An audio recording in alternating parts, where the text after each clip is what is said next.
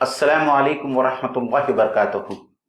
عزیز ناظرین خطبہ جمعہ، ایک اور جمعہ، ایک اور خطبہ۔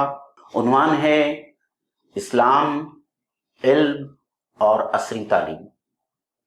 جہاں تک علم اور دین اسلام کا تعلق ہے، یہ ایسا ہی ہے جیسا چولی دامن کا ساتھ ہے۔ دین اسلام اور علم لازم اور ملزوم ہے۔ ہم اس عنوان پر 3 ذیلی عنوانوں کے تحت بات کریں گے انشاءاللہ۔ ایک، اسلام کا نظریہ علم کیا ہے؟ نمبر 2، آج عصری تعلیم اور دینی تعلیم کو لے کر اس امت کے کیا مسائل ہیں؟ اور تیسرا کہ ان مسائل اور درپیش چیلنجز کو ہم کس طریقے سے حل کر سکتے ہیں۔ ظاہری بات ہے کہ جب ہم دین اسلام کی بات کریں تو ہم کو قرآن کی طرف توجہ کرنی ہوگی، اور پھر اللہ کے رسول صلی اللہ علیہ وسلم کا اسوہ حسنہ ہمارے سامنے ہے، اور اس وقت قوم کی جو بدحالی یا زبوحالی ہے اس کے کچھ اسٹیٹسٹکس ہمارے پاس میں ہے، اور ان تینوں کی مدد سے انشاءاللہ تعالی ہم اس عنوان کو سمجھنے کی کوشش کریں گے۔ یہ عنوان طویل ہے، اس لیے ہو سکتا ہے کہ میں بہت جلدی بہت سارے گوشوں کو مکمل کرنے کے لیے یا اس کا احاطہ کرنے کے لیے تھوڑا میں جلد بازی سے کام لوں، اس کے لیے آپ مجھے معاف کریں۔ دیکھیے، علم سے متعلق قرآن مجید میں متعدد جگہ پر اللہ تعالیٰ کے احکامات آئے ہیں، لیکن ہم چلتے ہیں حضرت آدم کی تخلیق سے لے کر اللہ کے رسول صلی اللہ علیہ وسلم کی بعثت، اور بعثت کے بعد میں نزول قرآن کے مکمل ہونے تک علم سے متعلق کچھ بہت ہی چیدہ اور اہم کلیدی آیات جو ہیں، انشاءاللہ تعالی اس کی روشنی میں ہم تصور علم کو سمجھنے کی کوشش کریں گے۔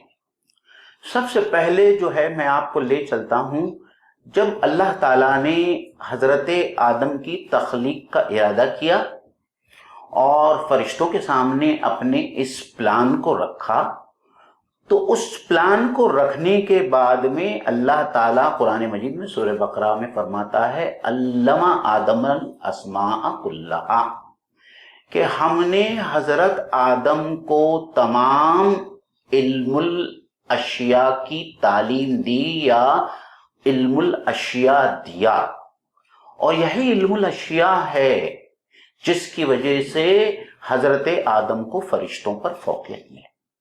اب یہ علم الاسماء ہے کیا؟ اگر آپ مفسرین کو دیکھیں گے تو انہوں نے اس کی تفصیل میں بہت ساری چیزیں لکھی ہے، لیکن ایک بات جو سمجھنے کی ہے وہ یہ ہے کہ تمام چیزوں کے نام، اس زمین میں جو چیزیں پائی جاتی ہے اس کے نام، the naming convention، اللہ تعالیٰ نے حضرت آدم علیہ السلام کو سکھایا کہ یہ چیز ہے، یہ چیز ہے، یہ چیز ہے، یہ چیز ہے۔ آپ ذرا تصور کیجئے کہ اگر ہمارے پاس میں چیزوں کے نام نہیں ہوتے تو ہم کسی چیز کو دوسرے آدمی کو کیسے سمجھاتے، کیسے کمیونیکیٹ کرتے کہ میں کس چیز کی بات کر رہا ہوں؟ تو یہ ایک بڑا علم ہے جو اللہ تعالیٰ نے حضرت آدم علیہ السلام کو دیا، اور نہ صرف یہ علم جو ہے اس حد تک محدود تھا، بلکہ مفسرین نے یہ بھی لکھا ہے کہ اس کے ساتھ میں اللہ تعالیٰ نے ان تمام چیزوں کی خاصیتیں وہ بھی اللہ تعالیٰ نے حضرت آدم علیہ السلام کو سکھائی کہ یہ چیز کیا ہے اور یہ کیسی ہے، اس کی خاصیت کیا ہے، اس کے ایٹریبیوٹس کیا ہیں، اور اس کو بعد میں جو ہے اللہ تعالیٰ جیسے کہ قرآن مجید میں فرماتا ہے کہ ہم نے زمین اور آسمان کی تمام چیزوں کو تمہارے لیے مسخر کر دیا۔ تو دراصل میں یہ علم الاسماء جو ہے یہ اللہ تعالیٰ نے حضرت آدم علیہ السلام کو کیوں دیا، اور اس کی وجہ جو ہے قرآن مجید میں خود اس آیت کے پہلے جو ہے اللہ تعالیٰ کہتا ہے کہ وَإِذْ قَالَ رَبُّكَ لِلْمَلَائِكَةِ إِنِّي جَاعِلٌ فِي الْأَرْضِ خلیفہ، اے فرشتوں میں دنیا میں جو ہے ایک خلیفہ پیدا کرنے کے لیے جا رہا ہوں۔ تو یہ خلافت علی الارضی کی جو ذمہ داری حضرت انسان پر آنے والی تھی، یعنی اس زمین کا گورننس اس کا ایڈمنسٹریشن انصاف کی بنیاد پر ہو، اور اس کے لیے جس علم کی ضرورت تھی وہ علم جو ہے اللہ تعالیٰ نے حضرت آدم علیہ السلام کو تخلیق کے فوراً بعد دیا۔ اس بات کو آپ سمجھیں۔ پھر دوسری بات قرآن مجید میں جو ہے علم سے متعلق جو آتی ہے وہ مشہور سورہ ہے سورہ علق، جس کے اندر اللہ تعالیٰ فرماتا ہے اقرا بسم ربک ربک الذی خلق خلق الانسان من علق، اور اس کے بعد میں اللہ تعالیٰ فرماتا ہے الذی علم بالقلم علم الانسان ما لم یعلم۔ اس ایک آیت کے اندر دیکھیے اللہ تعالیٰ نے آج سے 1400 سال پہلے علم کے لیے جو ہے کہ علم کے لیے قلم کتنا ضروری ہے، چاہے اس کا آج کوئی بھی فارم ہو۔ میں سمجھتا ہوں جو ماؤس ہم یوز کرتے ہیں وہ بھی ایک قلم کا ایک فارم ہے، تو اللہ تعالیٰ نے اسے قلم کا نام لے کر علم کے لیے جتنے وسائل ضروری ہے اس کی طرف نشاندہی کی۔ اور پھر اللہ تعالیٰ نے جو آگے کا جو جملہ ہے، آگے کی جو آیت ہے، اس میں اللہ تعالیٰ نے یہ کہا علم الانسان ما لم یعلم، یعنی انسان جو جو چیز نہیں جانتا ہے یا جانتا تھا، اللہ تعالیٰ نے ان تمام چیزوں کا علم جو ہے حضرت آدم کو دے دیا، انسان کو دے دیا۔ یعنی ہم جو کچھ بھی سیکھتے ہیں، جو بھی ہم تسخیر کرتے ہیں، جو بھی ایجادات ہوتی ہے، اس کے لیے جو آئیڈیاز جو آتے ہیں، جو بھی علم ہے جو انسان نے سیکھا یا قیامت تک انسان سیکھنے والا ہے، اس علم کا ماخذ، اس علم کا ریسورس جو ہے وہ اللہ تعالیٰ کی ذات ہے۔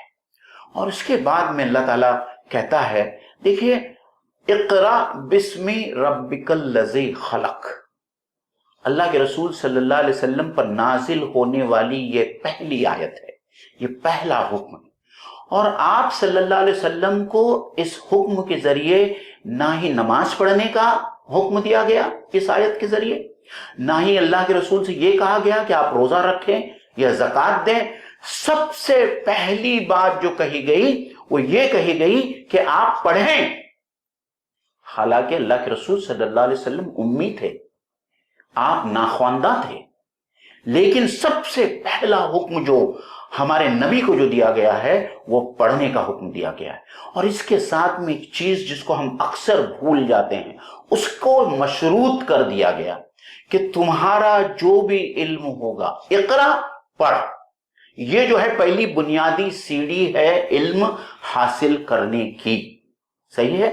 اور اس کے ساتھ میں جو چیز شرط یا ایک رائڈر جو اللہ تعالیٰ نے رکھا ہے وہ رائڈر ہے اقرا بسم ربک، اپنے رب کے نام سے پڑھ، تعلیم حاصل کر۔ یعنی علم کا تعلق ہمیشہ ہمیشہ رب تعالیٰ کے ساتھ میں جڑا رہے۔ جہاں علم کا تعلق اللہ کی ذات سے ہٹ جاتا ہے، ختم ہو جاتا ہے، وہ علم نافع نہیں رہتا، وہ علم غیر نافع ہو جاتا ہے۔ اور اس کی متعدد مثالیں ہیں ہمارے سامنے، میں آپ لوگوں کے سامنے انشاءاللہ تعالی دوں گا۔ قرآن مجید کی ایک اور آیت سورہ فاطر میں اللہ تعالیٰ فرماتا ہے، اور کیا خوبصورت آیت ہے، انما یخشی اللہ من عبادہ العلماء۔ کیا کہتا ہے اللہ تعالیٰ؟ بے شک اللہ تعالیٰ سے اس کے بندوں میں وہی لوگ ڈرتے ہیں جو علم والے ہیں۔ یعنی جس کا علم جتنا زیادہ ہوتا ہے وہ اللہ تعالیٰ سے اتنا ہی زیادہ ڈرنے والا، اس سے اتنا زیادہ محبت کرنے والا، اس سے اتنا زیادہ شکر کرنے والا ہوتا ہے۔ اور اگر اس آیت کی کرولری اگر آپ دیکھ لیں تو وہ کرولری یہ ہے کہ اگر علم آتا ہے اور اگر ہم اللہ تعالیٰ سے ڈرتے نہیں ہیں تو یہ علم جو ہے نافع ہونے کی بجائے وہ غیر نافع ہو جاتا ہے۔ میں ایک بہت ہی خوبصورت واقعہ آپ لوگوں کے سامنے جو نقوش کے شخصیات نمبر میں پیش ہوا تھا، علامہ عنایت اللہ مشرقی صاحب نے پیش کیا تھا، سر جیمز جینز کے بارے میں۔ سر جیمز جینس ایک بہت ہی مشہور فزسسٹ تھے، فزکس کے اسکالر تھے، نوبل یافتہ تھے۔ عنایت اللہ مشرقی کہتے ہیں کہ ایک روز اتوار کے روز میں نے ان کو دیکھا اور وہ بڑی ہڑبڑاہٹ میں اور بہت جلدی جلدی جو ہے اپنا بائبل جو ہے اپنے بغل میں تھامے چرچ کی طرف جا رہے تھے۔ تو عنایت اللہ مشرقی کو بہت تعجب ہوا کہ ایک اتنا بڑا اسکالر ہے، فزکس کا نوبل یافتہ پرائز ونر ہے، فزکس کا نوبل پرائز اس کو ملا ہے، اور وہ بھی جو ہے چرچ کی طرف جا رہا ہے۔ تو انہوں نے ان سے رک کر کہا کہ سر آپ اور چرچ کی طرف؟ بولے ہاں میں چرچ کی طرف جا رہا ہوں، میں تم سے اس عنوان پر بعد میں گفتگو کروں گا۔ اور جب عنایت اللہ مشرقی ان کے گھر پر چائے کے لیے گئے تو سر جیمز جینس نے جو بات کہی اس بات کو آپ یاد رکھیں۔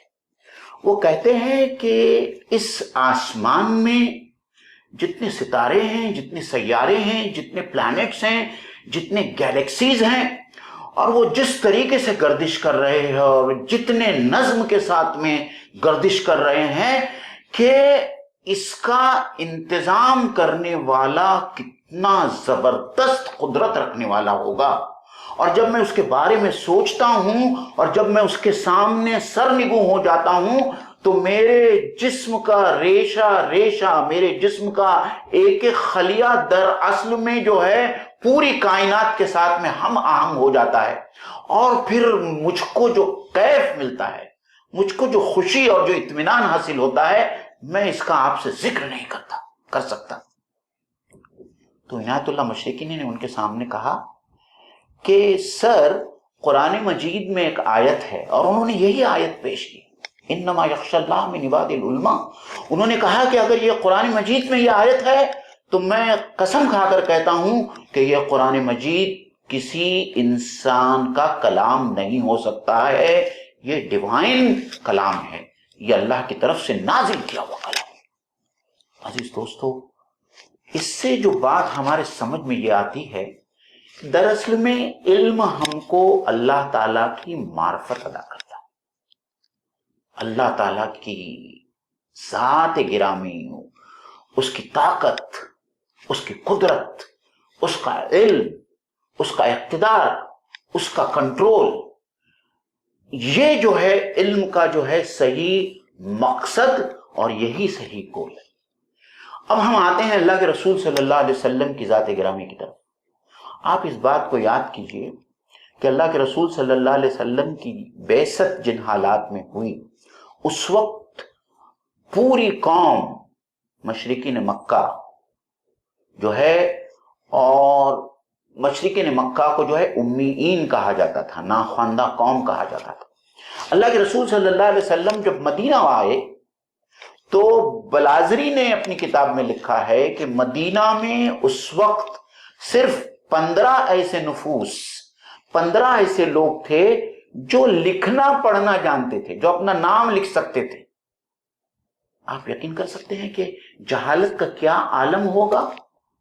ایسے عالم میں اللہ کے رسول صلی اللہ علیہ وسلم نے علم کی افادیت، اس کی اہمیت اور اس کی ترغیب کے لیے اللہ کے رسول صلی اللہ علیہ وسلم نے جو کام کیے، اس کام کا یہ نتیجہ ہوا کہ 6 صدی عیسوی سے 12ویں صدی عیسوی تک ساری دنیا کے تمام نظام پر مسلمان چھائے رہے، چاہے وہ بایولوجی ہو، چاہے وہ سرجری ہو، چاہے وہ ایسٹرو فزکس ہو، چاہے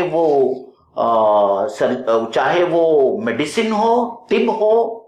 میں اس کے اوپر آپ کے پاس بعد میں آؤں گا، لیکن اللہ کے رسول صلی اللہ علیہ وسلم نے کیا کیا، اس بات کو ہم کو سننا چاہیے۔ سب سے پہلے میں اللہ کے رسول صلی اللہ علیہ وسلم کی ایک صحیح حدیث سناتا ہوں جو ابو داؤد اور ترمذی میں ہے۔ اللہ کے رسول صلی اللہ علیہ وسلم نے فرمایا، ان العلماء ورثۃ الانبیاء، میرے دین کے عالم انبیاء کے وارث ہیں۔ کتنا بڑا مقام اور اعزاز اللہ کے رسول صلی اللہ علیہ وسلم نے اپنے دین کے علماء کو دیا، اور یہ ترغیب تھی جس ترغیب کی وجہ سے جو ہے اللہ کے رسول صلی اللہ علیہ وسلم کے اطراف جتنے صحابہ تھے انہوں نے زیادہ سے زیادہ علم حاصل کرنے کی کوشش کی۔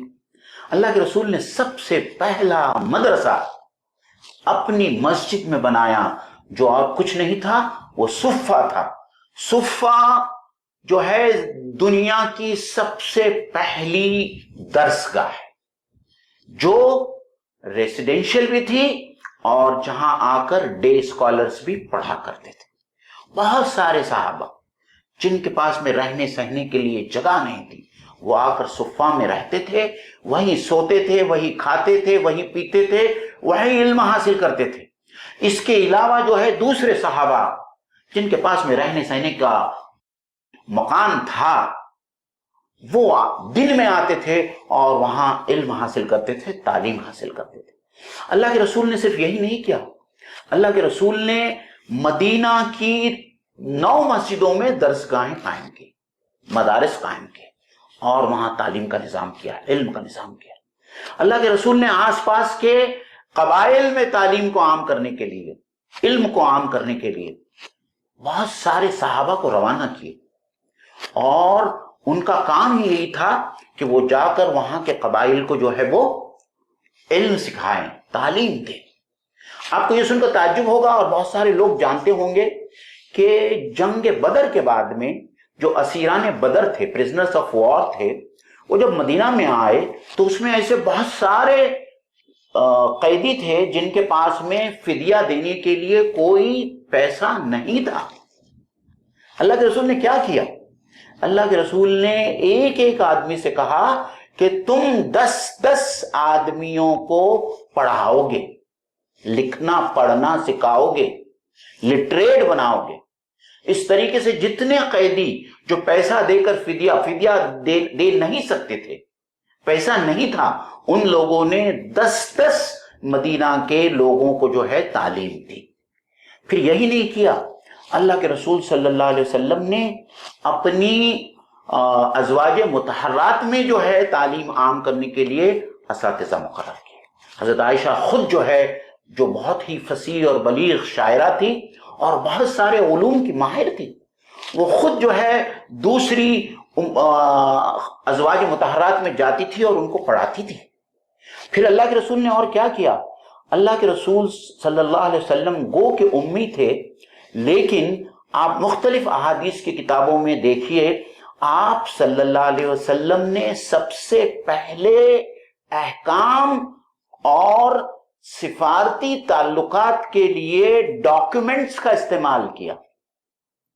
احادیث میں اور سیرت کی کتاب میں آتا ہے کہ اللہ کے رسول صلی اللہ علیہ وسلم نے 229 سفارتی اور دعوتی مکاتب جو ہے مختلف جگہ پر آپ نے بھیجے، اور اس کو ویلیڈیٹ کرنے کے لیے اللہ کے رسول نے سب سے پہلی مرتبہ، یہ تاریخ میں آتا ہے، کہ ایک مہر کا انتظام کیا۔ آپ کی انگلی میں جو انگوٹھی تھی اس کے اندر محمد رسول اللہ یہ جو لکھا ہوا تھا، اور اس انگوٹھی کے اس چھاپ کو اس مہر کے طور پر استعمال کیا جاتا تھا کہ یہ ایک آفیشیل ڈاکیومنٹ ہے جو محمد رسول اللہ صلی اللہ علیہ وسلم کی طرف سے بھیجا گیا ہے۔ عزیز دوستو، یہ ہے اسلام، اور یہ ہے اسلام کا نظام تعلیم، اور یہ ہے اسلام کا نظریہ علم۔ اب ہم آتے ہیں کہ آج کے موجودہ حالات میں علم کیا ہے، تعلیم کیا ہے، اور کون سے وہ چیلنجز ہیں جو آج نہ صرف اس امت کو درپیش ہے بلکہ سارے عالم کو درپیش ہے۔ سامعین اکرام، آگے بڑھنے سے پہلے ایک ضروری بات میں آپ لوگوں کی گوش گزار کرنا چاہوں گا کہ اللہ کے رسول صلی اللہ علیہ وسلم نے علم سے متعلق جو میجرز لیے، جو کام کیے، اور جس طریقے سے علم کو بڑھاوا دیا اور ترغیب دی، اسی کا نتیجہ تھا کہ 6 صدی عیسوی سے لے کر 12ویں صدی عیسوی تک دنیا کے اندر جتنی ایجادات ہوئے ان تمام ایجادات کا صحرا مسلمانوں کے سر رہا، اور میں کسی ایک ڈومین کی بات نہیں کر رہا ہوں، آپ کسی بھی ڈومین کو اٹھا کر دیکھ لیجئے کہ مسلمانوں نے سائنس کی دنیا میں اور ایجادات کی دنیا میں کیا کیا کنٹریبیوشن کیا. رازی، ان کو طب کا باپ کہا جاتا ہے، جد امجد کہا جاتا ہے. اس کے مجسمے فرانس میں نصب کیے گئے. فرانس میں رازی کی سینٹینری پروگرامز منائے جاتے ہیں. ابو القاسم زہراوی، اس کے بنائے ہوئے جو آلات جراحی ہے، سرجیکل انسٹرومنٹ ہے، وہ آج بھی استعمال میں ہوتے ہیں. الادریسی وہ پہلا مشہور جغرافیہ داں تھا جس نے لوگوں کو نقشہ بنانے کی ترغیب دی اور ترکیب بتائی اور یہ آئیڈیا دیا. کتنے لوگ ہیں. الجبرا کس نے بنایا، الجبرا کس نے ایجاد کیا. پھر آپ ابن خلدون کو لیجئے، ابن رشد کو لیجئے، فارابی کو لیجئے. یہ تمام جو چمکتے ہوئے ستارے ہیں یہ اسلام کی دین ہے. اور یہ اسلام کی دین اس لیے ہے کہ اسلام نے علم کو جو ہے اس مقام پر اٹھایا اور وہ ترغیب دی کہ ہم نے اور اس دنیا نے دیکھا کہ 6 صدی عیسوی تک جو ہے مسلمانوں کا ہاتھ پکڑنے والا تو چھوڑیے، مسلمانوں سے کہ برابری کرنے والا جو ہے اس دنیا میں اور کوئی قوم نہیں تھی. جولین ہگزلے نے تو کہا، 12ویں صدی کے بارے میں کہا کہ اس وقت جو ہے نالج کا ایکسپلوژن ہوا ہے، لیکن یہ نالج کا ایکسپلوژن دراصل میں اس کی بنیاد رکھی اللہ کے رسول صلی اللہ علیہ وسلم نے اپنے دور زندگی کے اندر. اور یہی وجہ تھی کہ، اور دوسری ایک اہم بات جو آپ کو سمجھنا بہت ضروری ہے، یہ جو حضرات تھے یہ اپنے وقت کے دین کے بھی عالم تھے، فقیہ تھے، مفتی تھے، اور ساتھ میں موجد بھی تھے. یعنی وہ عصری اور سیکولر تعلیم کے ساتھ میں دین کو بھی لے کر چلے. لیکن برا ہو جب انگریزی سامراج آیا. آپ دیکھیے 1100 سال تک اسلام کی تاریخ اٹھا کر آپ دیکھ لیجئے، 1100 سال تک ہمیشہ ایک ہی مدرسہ، ایک ہی جامعہ، ایک ہی یونیورسٹی رہی جس میں کوئی ڈائکوٹومی نہیں تھی، جس میں علم دین بھی پڑھایا جاتا تھا اور عصری علوم بھی پڑھائے جاتے تھے.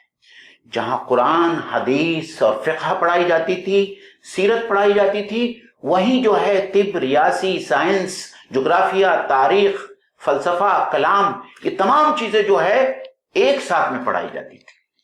اور پھر مسلمانوں کے ساتھ میں اور اہل اسلام کے ساتھ میں سب سے بڑی سازش جو برٹشرز نے رچی وہ کیا تھی؟ انہوں نے اس جامعہ کو، اس مدرسے کے اس تصور کو، اس کنسپٹ کو بانٹ دیا. ایک ڈائکوٹومی آ گئی، اور جس کے بارے میں علامہ اقبال نے بہت خوب کہا ہے کہ اور یہ اہل کلیسا کا نظامی تعلیم ایک سازش ہے فقط دین و مروت کے خلاف.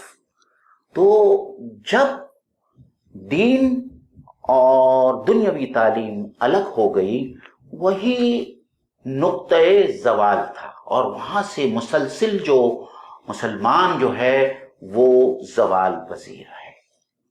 اس کو میں 2 باتوں کے ذریعے جو ہے سمجھانے کی کوشش کروں گا.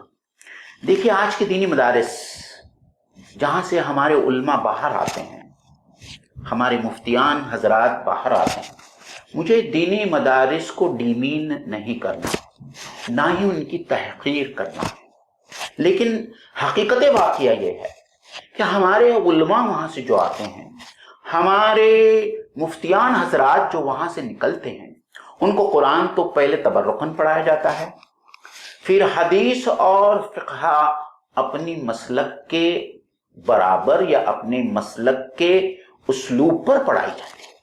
اور جب وہ باہر آتے ہیں تو ہم اپنے امام کے پاس میں، ہم اپنے مولوی کے پاس میں کس کام سے جاتے ہیں، ان کا آپ دائرہ دیکھیے کہ کتنا محدود ہو گیا ہے۔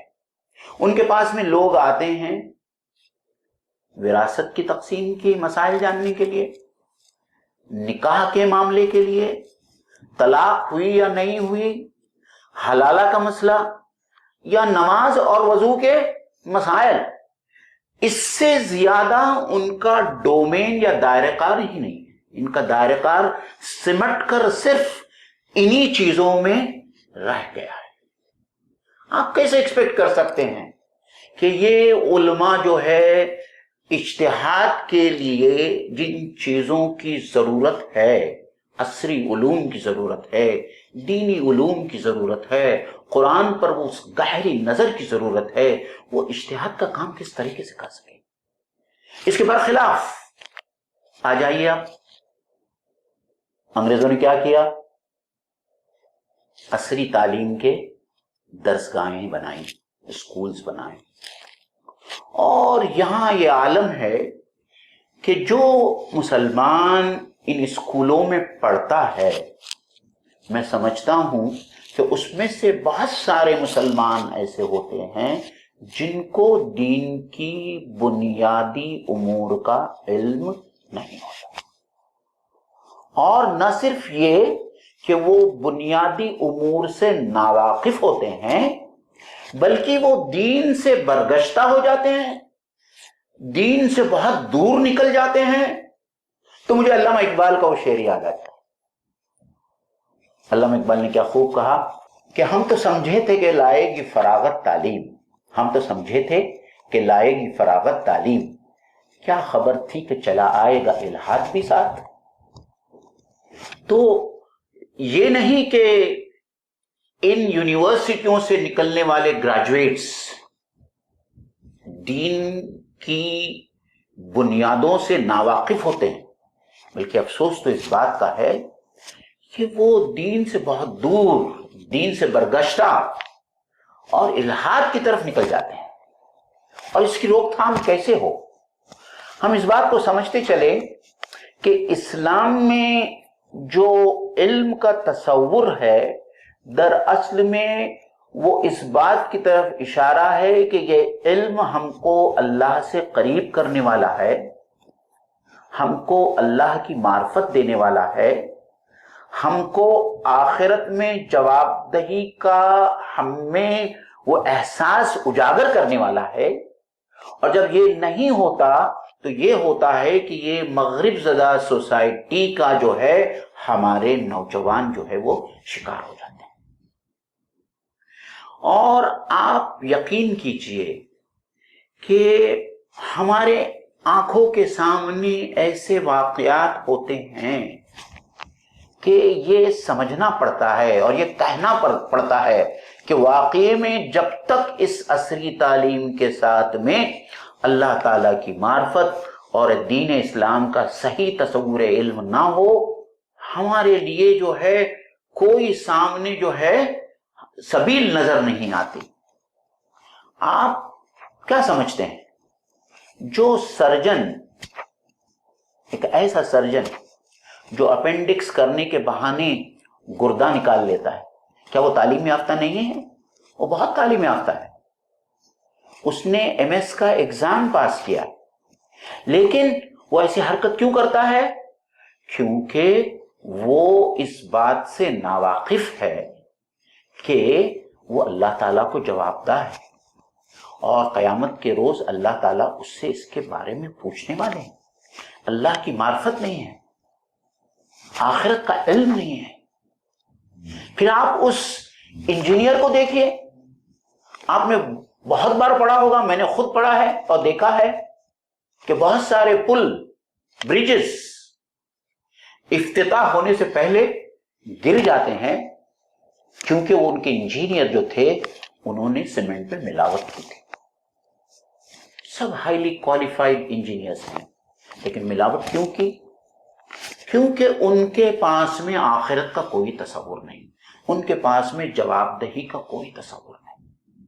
تو سامعین اکرام، یہ بات سمجھنا بہت ضروری ہے کہ یہ تعلیم اگر دین سے دور رہی تو کسی طرح ممکن ہی نہیں ہے کہ آپ کے یہاں ابن رشد اور ابن خلدون اور ابو القاسم زہراوی اور رازی جیسے حکماء پیدا ہو. ان کی بات تو بہت دور ہے.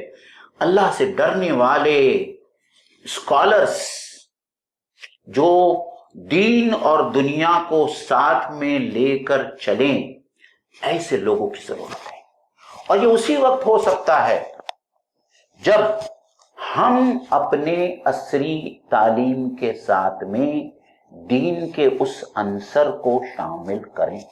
آپ مجھے بتائیے کہ جو شخص اکانومکس پڑھتا ہے اور آج کی پوری اکانومکس، آج کی پوری مالیات سود کے اندر لپٹی ہوئی ہے، اندر باہر سے، جس کے اندر سود کا زہر ملا ہوا ہے.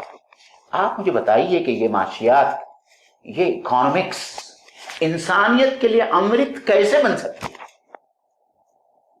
آپ مجھے بتائیے کہ یہ تاریخ جو ہم پڑھتے ہیں اور ہم مختلف قوموں کے عروج اور زوال سے گزر جاتے ہیں، کیا تاریخ کی کوئی کتاب ہم کو یہ بتاتی ہے کہ تلک الایام نداولھا بین الناس، کہ اللہ تعالیٰ قوموں کو عروج اور زوال دیتے ہیں اور اللہ تعالیٰ کا ایک قاعدہ ہے، ایک سنت ہے، اس کے مطابق جو ہے قوموں کو زوال ہوتا ہے؟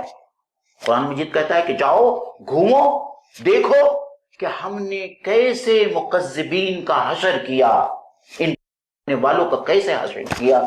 کہ تاریخ کی کتاب میں کہیں یہ تذکیر بالایام ملتی ہے؟ تذکیر بایام اللہ، قرآنی الفاظ میں اس کو یہ کہا جاتا ہے. کیا سائنس پڑھتے پڑھتے کسی سائنس کی کتاب میں ہم کو یہ تلقین ملتی ہے فَبِأَيِّ آلَاءِ رَبِّكُمَا تُكَذِّبَانِ، کہ اے شخص تو جو دیکھ رہا ہے یہ اللہ تعالیٰ کا پیدا کردہ جسم ہے، اللہ تعالیٰ کی مخلوق ہے، اور یہ سب اللہ تعالیٰ کی قدرت کاملہ کا نشانیاں، یہ سب اللہ تعالیٰ کی قدرت کاملہ کی نشانیاں ہیں. ہم کبھی سوچیں کہ اللہ تعالیٰ نے صرف ہمارا جسم اگر ہم دیکھیں، اس کی اناٹومی، اس کی فزیولوجی دیکھیں، تو اس کی اناٹومی اور فزیولوجی دیکھنے کے بعد میں زبان سے بے ساختہ نکل جانا چاہیے فَبِأَيِّ آلَاءِ رَبِّكُمَا تُكَذِّبَانِ، بے ساختہ نکل جانا. آپ سوچئے کہ اللہ تعالیٰ نے جو آنکھ بنائی ہے، آپ کو پتا ہے کہ اس کا جو لینس ہے وہ کانویکس لینس ہے، اور جو چیزیں ہم دیکھتے ہیں اس کا عکس ہمارے ریٹینا پر الٹا پڑتا ہے، اور ہماری آپٹک نرو کے ذریعے وہ ہمارے دماغ کے اس حصے پر پہنچتا ہے جہاں جو بینائی کا مرکز ہے، اور وہ بینائی کا مرکز اس الٹے عکس کو جو ہے سیدھا کرتا ہے. آپ سوچئے کہ وہ کس اسپیڈ سے وہ عکس بنتا ہے اور عکس جاتا ہے اور وہ عکس سیدھا ہوتا ہے اور ہم کو سیدھا نظر آتا ہے. کیا کبھی تم کو غلطی سے کسی بار بھی کسی چیز کا عکس الٹا ایک سیکنڈ یا ایک فریکشن آف سیکنڈ کے لیے نظر آیا ہے؟ کبھی نہیں ہوتا. یہ اللہ تعالیٰ کی قدرت ہے. تو یہ سوچنے کے بعد میں، یہ دیکھنے کے بعد میں ہمارے منہ سے نکل جانا چاہیے فَبِأَيِّ آلَاءِ رَبِّكُمَا تُكَذِّبَانِ، کہ تو اللہ تعالیٰ کی کون کون سی قدرت کو تم جھٹلاؤ گے.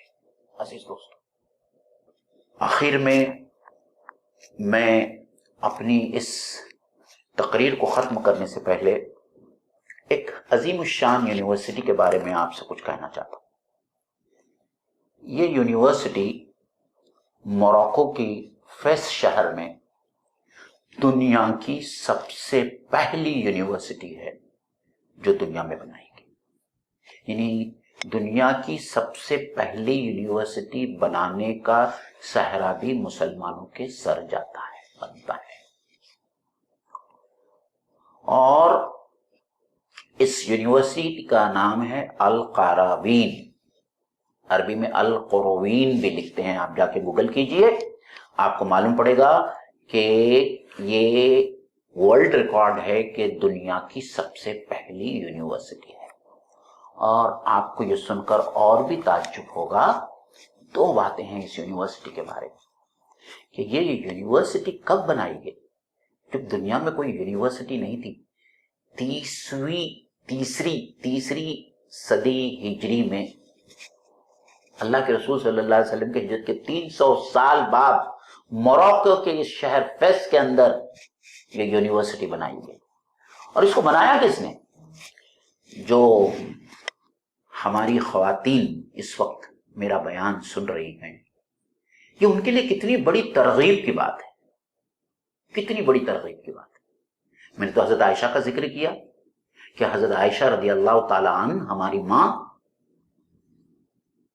روایت حدیث میں آپ کا نمبر 2 آتا ہے، دوسرا نمبر آتا ہے. یعنی حضرت ابو ہریرہ کے بعد میں سب سے زیادہ کسی ذات نے اگر اللہ کے رسول صلی اللہ علیہ وسلم کی حدیثیں نقل کی ہو اور روایت کی ہو، وہ حضرت عائشہ رضی اللہ تعالیٰ. بے پناہ فصیح اور بلیغ ان کی زبان، ان کے اشعار کے مجموعے آج بھی ملتے ہیں، آپ سیرت کی کتابیں اٹھا کے دیکھ لیجئے. اور بہت جلیل القدر صحابہ حضرت عائشہ رضی اللہ تعالیٰ عنہ کے پاس میں مسائل پوچھنے کے لیے آتی تھی. آپ ان کا علمی معیار اور ان کا علمی مقام آپ سوچ سکتے ہیں. اس یونیورسٹی کی طرف میں آتا ہوں. اس یونیورسٹی کی جو بانی ہے، جس نے اس کی بنیاد رکھی، اس کا نام ہے فاطمہ فہری. آپ اس کا نام گوگل کیجئے، فاطمہ فہری. بہت امیر ترین خاندان کی اکلوتی بچی، امیر ترین خاندان کی. اس نے مرنے سے پہلے اپنی زندگی میں اپنا جتنا اثاثہ تھا، اپنی جتنی دولت تھی، وہ دولت دے کر جو ہے اس یونیورسٹی کی بنیاد رکھی، جو آج بھی جاری اور ساری. اور یہ یونیورسٹی ہمارے تمام مسائل کا حل ہے. یہ یونیورسٹی ایک رول ماڈل ہے، آج بھی رول ماڈل ہے. آج بھی یہاں آج بھی دینی علم اور عصری اور سیکولر تعلیم کی ڈائیکوٹومی نہیں ہے. ابتدائی درجات سے دین میں قرآن تبرکن نہیں، قرآن کو سمجھ کر پڑھنا سمجھایا جاتا ہے تفاسیر کی مدد سے. قرآن کو سمجھ کر پڑھنا، قرآن، حدیث، سیرت اور فقہ اور اس کے ساتھ میں تمام دوسرے دنیاوی، عصری اور سیکولر علوم، جس میں طب ہے، سائنس ہے، انجینئرنگ ہے، اکانومکس ہے، یہ تمام چیزیں ساتھ میں چلتے ہیں ایک لیول تک، اور آگے جا کر جو ہے ان کی شاخیں بڑھ جاتی ہے، الگ ہو جاتی ہے. جس کو جس چیز میں اختصاص کرنا ہے وہ اپنی مرضی کے مطابق اختصاص کرے. لیکن اس اختصاص سے پہلے کم از کم جو لوگ اس یونیورسٹی سے فارغ ہوتے ہیں، ان کے پاس میں نہ صرف عصری علوم ہوتے ہیں، نہ وہ تعلیم یافتہ ہوتے ہیں، بلکہ ان کو اچھا خاصا دینی علوم بھی جو ہے ان کو حاصل ہوتا ہے. وہ جانتے ہیں کہ دین کیا ہے، ان کو اللہ کی معرفت حاصل ہوتی ہے، آخرت کی جواب دہی کی معرفت حاصل ہوتی ہے. تو یہی ایک ماڈل ہے جو آج امت مسلمہ کے سامنے ایک ایسا ماڈل ہے جس کو جو ہے ہم ریپلیکیٹ کر سکتے ہیں ہر جگہ پہ، اور وہی جو ہے نہ صرف ہمارے بلکہ دنیا بھر کے انسانوں کے مسائل کا حل ہے. نہیں تو یہی ہوگا کہ ہم اکانومکس میں جتنی بھی ترقی کر جائیں، یہ سود کا کینسر جو ہے انسانوں کو اسی طریقے سے کھاتا رہے گا، ہلاک کرتا رہے گا. اور لوگ کینسر کی دوا ڈھونڈتے رہیں گے، لیکن سود کے کینسر کی دوا کوئی نہیں ڈھونڈے گا، بلکہ سود کو بڑھانے کی جو ہے جو کچھ بھی وسائل ہو سکتے ہیں اس کے اوپر کام کیا جائے گا. عزیز دوستو، میں علامہ اقبال کے ان چند اشعار کے ساتھ میں، جو ایک دعا بھی ہے، آج کے اس بیان کو ختم کرتا ہوں، جو تمام طلباء، صرف طلباء سے نہیں ہے بلکہ میرے خیال سے اس کا مخاطب ہر انسان ہے۔ خدا تجھے کسی طوفان سے آشنا کر دے کہ تیرے بحر کی موجوں میں اضطراب نہیں، تجھے کتاب سے ممکن نہیں فراغ کہ تو کتاب خواہ ہے مگر صاحب کتاب نہیں۔ ربنا تقبل منا انک انت السمیع العلیم وتب علینا انک انت التواب الرحیم برحمتک یا ارحم الراحمین۔ السلام علیکم ورحمۃ اللہ وبرکاتہ۔ زندگی ہو میری پروان کی صورت یا رب، علم کی شمع سے ہو مجھ کو محبت یا